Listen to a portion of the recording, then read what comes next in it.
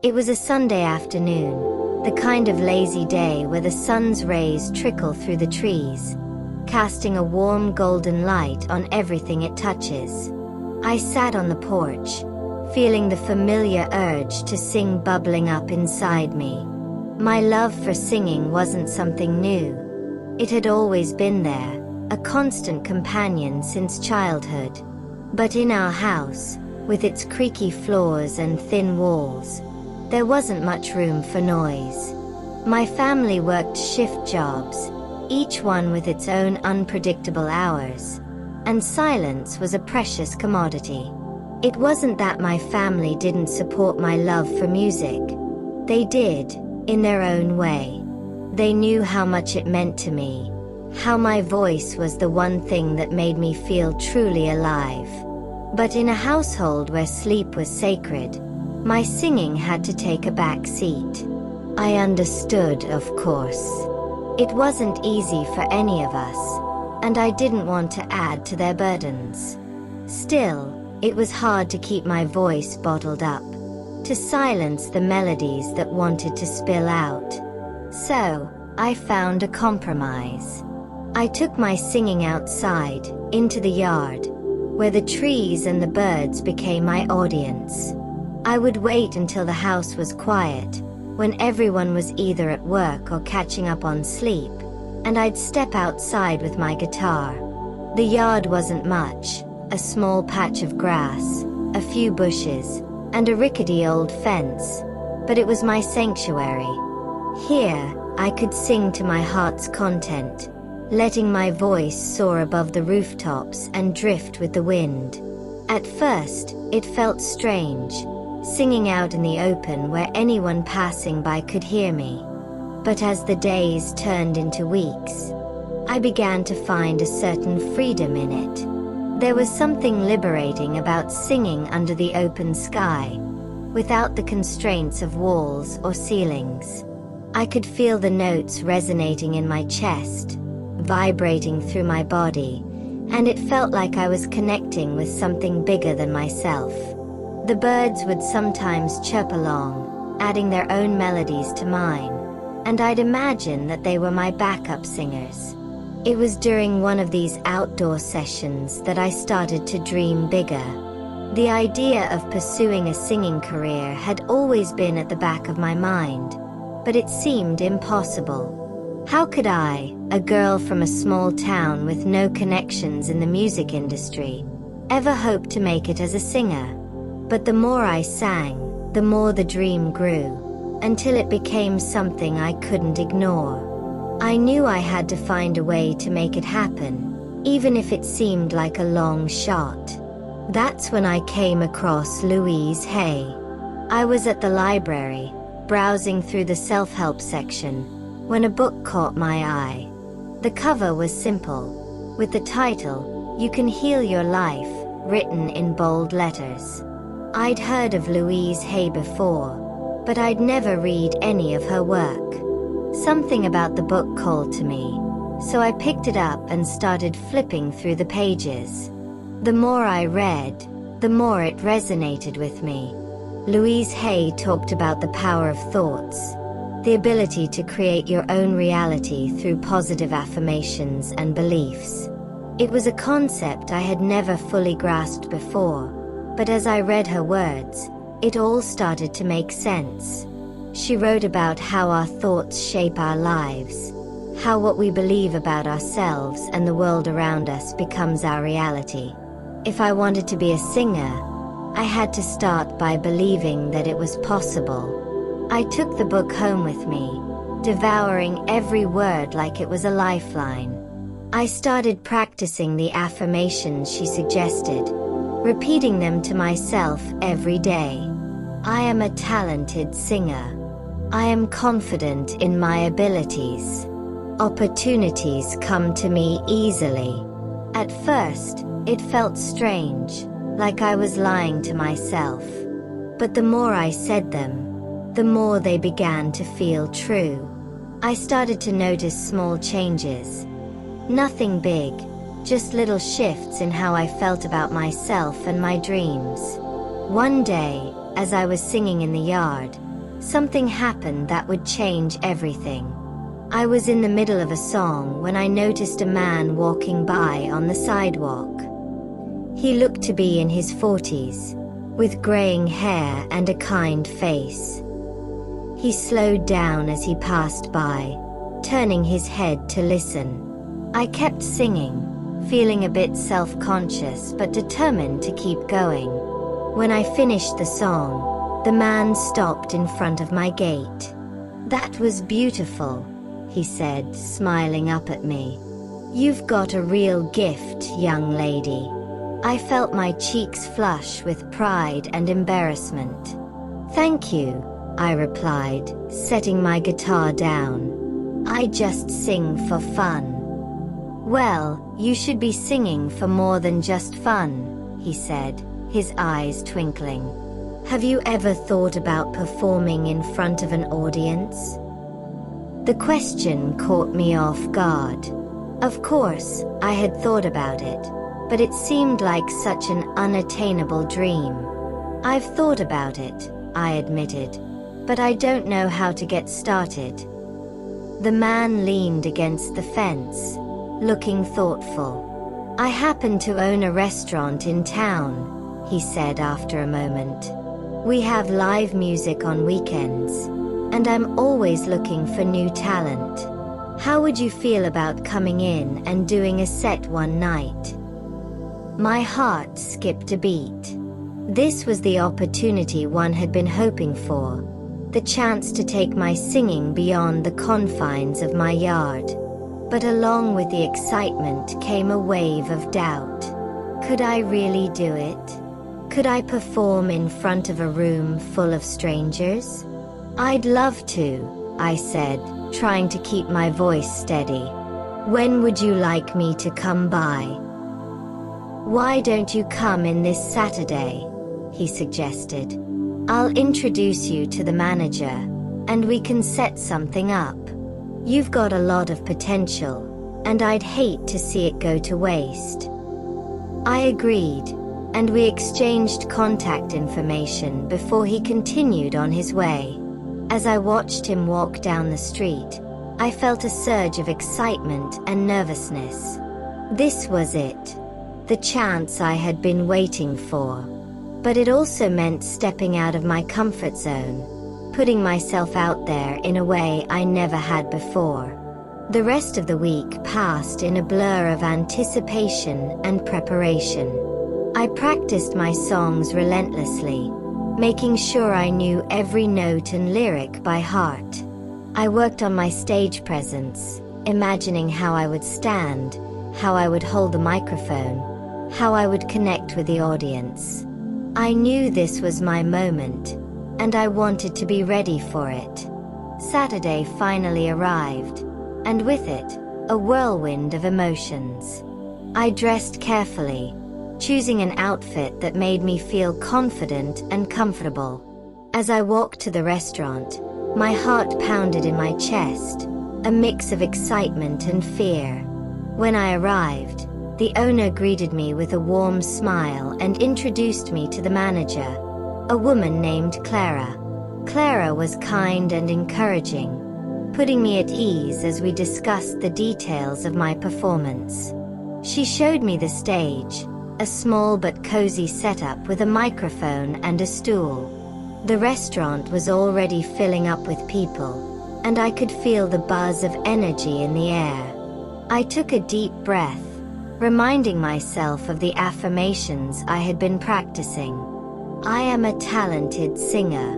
I am confident in my abilities. The moment of truth came sooner than I expected. Clara signaled for me to take the stage, and I felt a rush of adrenaline as I walked up to the microphone. The room went quiet, all eyes on me, and for a moment, I felt like I might freeze. But then I remembered why I was there. Because I loved to sing, because this was my dream. I closed my eyes, took a deep breath, and started to sing. The first notes came out soft and tentative, but as I continued, I felt my confidence grow. The music flowed through me, and I let go of my fears, losing myself in the melody. The audience was quiet, listening intently, and I could feel the connection between us.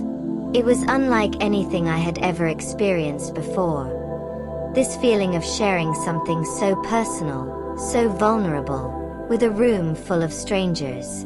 When I finished the first song, the room erupted in applause. I opened my eyes, surprised and relieved to see smiles and clapping hands.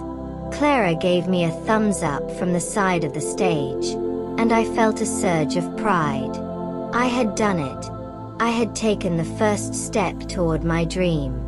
The rest of the set went by in a blur of music and applause. By the time I finished my last song, I was on cloud 9. Clara and the owner both congratulated me, offering to have me back for more performances. As I left the restaurant that night, I felt like I was walking on air. The dream that had once seemed so far out of reach was now within my grasp. And I knew that this was just the beginning. Over the next few weeks, I continued to perform at the restaurant, gaining more confidence with each show. Word started to spread, and soon, other venues were reaching out to me, asking if I would perform at their events. It was surreal. Just a few months ago, I had been singing in my yard, unsure of how to pursue my dream. Now, I was being asked to perform in front of real audiences, people who genuinely appreciated my music. Throughout it all, I kept practicing the affirmations I had learned from Louise Hay. I believed in myself and in my ability to create the life I wanted. And the more I believed, the more opportunities seemed to come my way. It was as if the universe was responding to my intentions, guiding me toward the path I was meant to follow. One day, as I was getting ready for a performance, I received a call from the man who had given me my first opportunity. He had been keeping an eye on my progress and was impressed with how far I had come. "There's someone I'd like you to meet," he said. "A friend of mine who works in the music industry. I think he could help take your career to the next level." The excitement in his voice was contagious, and I agreed to meet his friend. We arranged to meet at a local cafe the following week, and I spent the days leading up to it rehearsing and preparing for whatever might come next. The idea of meeting someone with connections in the music industry was both thrilling and intimidating, but I knew that this was another step toward making my dream a reality. When the day of the meeting arrived, I felt a mix of nerves and anticipation. I arrived at the cafe early, taking a seat by the window where I could watch the world go by. A few minutes later, the man and his friend arrived. The friend, a tall man with a friendly demeanor, introduced himself as Mark. We exchanged pleasantries, and then Mark got straight to the point. "I've been hearing a lot about you," he said, his tone serious but encouraging.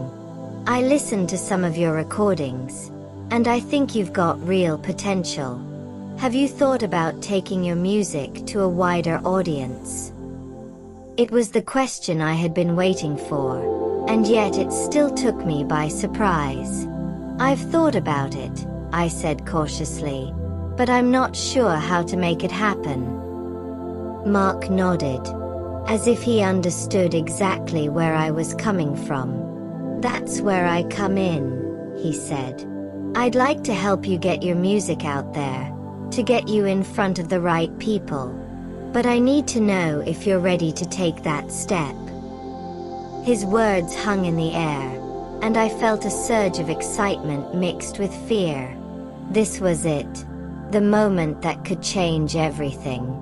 I knew that taking this step would mean leaving behind the safety and familiarity of my current life, stepping into a world I knew little about.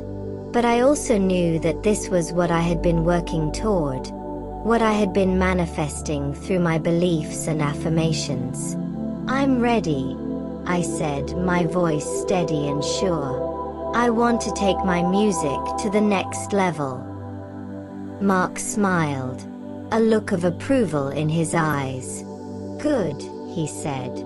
"We'll start by getting you into a recording studio, laying down some tracks. From there, we'll see what opportunities come our way." The next few months were a whirlwind of activity. Mark introduced me to producers, sound engineers, and other musicians, each one helping me to refine my sound and develop my skills. I spent long hours in the recording studio, perfecting my songs and working on new material. It was exhausting but exhilarating work, and I loved every minute of it. As the days turned into weeks, I started to see the results of our efforts. Mark was able to secure a few small gigs for me, performing at local events and venues.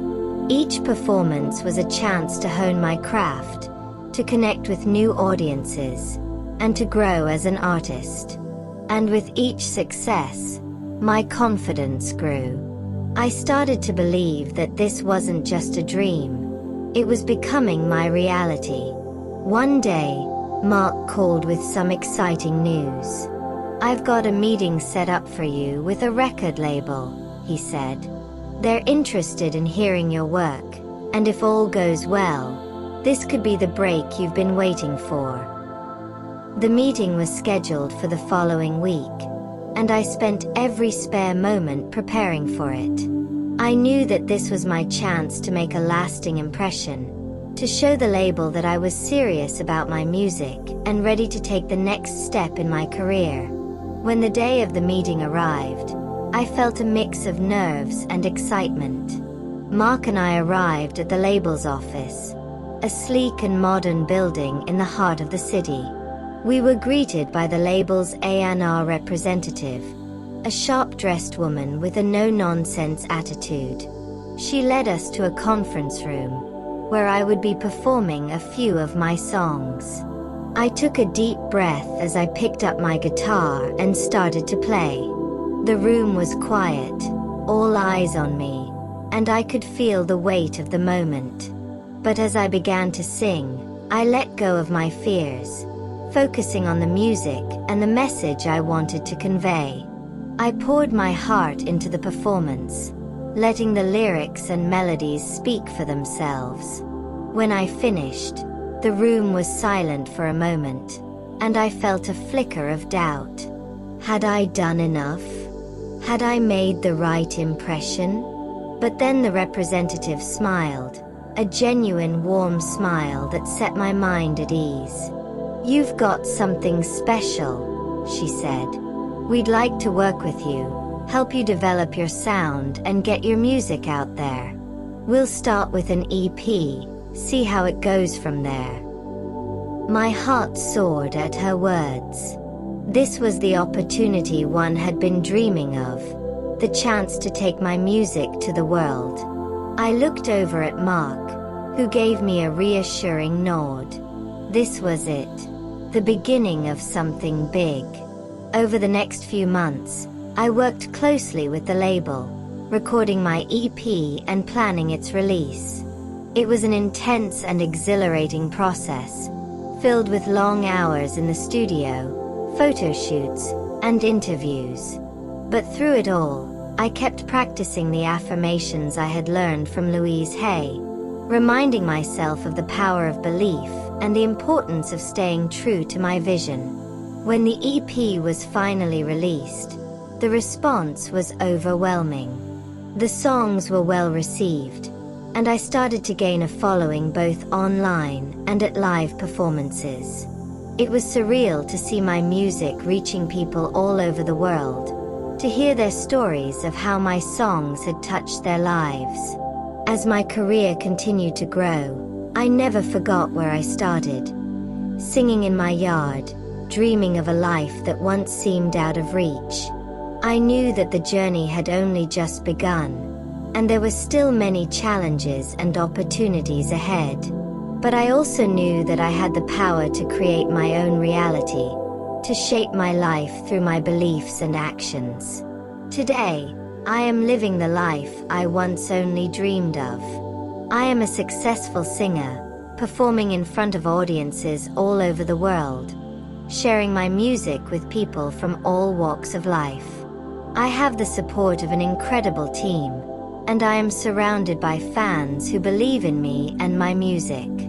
And it all started with a dream, a belief in myself, and the willingness to take that first step.